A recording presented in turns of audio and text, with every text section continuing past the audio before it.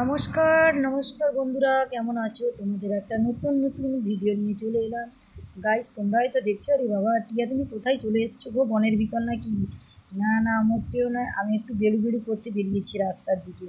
বাবা, রাস্তার কাছে একটা বড় পুকুর আছে। সেই পুকুরে আজকে তোমাদের একটা নতুন জিনিস দেখাবো। তার মাঝেও দেখে নাও আমার এই আজকের বিকেলের লুকটা কেমন ছিল।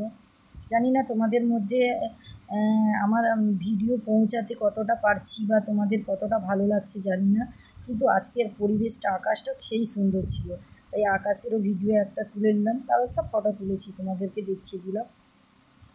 আর গাইস, আমি যে রাস্তাতে বেড়ু করতে বেরিয়েছিলাম, সেখানে সেখানে একজন কাকুর বাড়িতে দুধ আনতে গেছিলাম।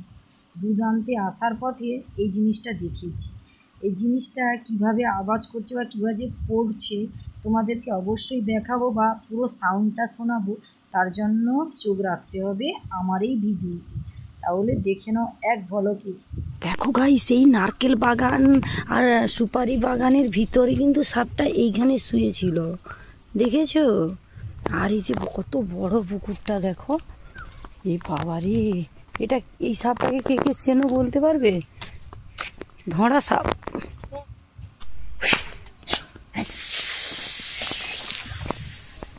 দেখো গাইস, এই নারকেল বাগান আর সুপারি বাগানের ভিতরে কিন্তু সাপটা এইখানে শুয়েছিল, দেখেছো? আর এই যে কত বড় পুকুরটা দেখো। এই বাবারে, এটা এই সাপটাকে কে কে চেনো বলতে পারবে? ধরা সাপ।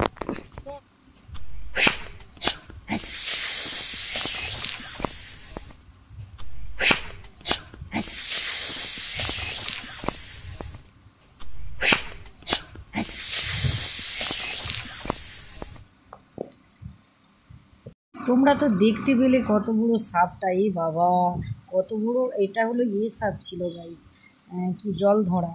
তাই দেখতে থাকো। আমি তো চেষ্টা করলাম তোমাদের সঙ্গে একটু একটু করে শেয়ার করার জন্য। দেখো কেমন লাগলো, কমেন্টে জানিও।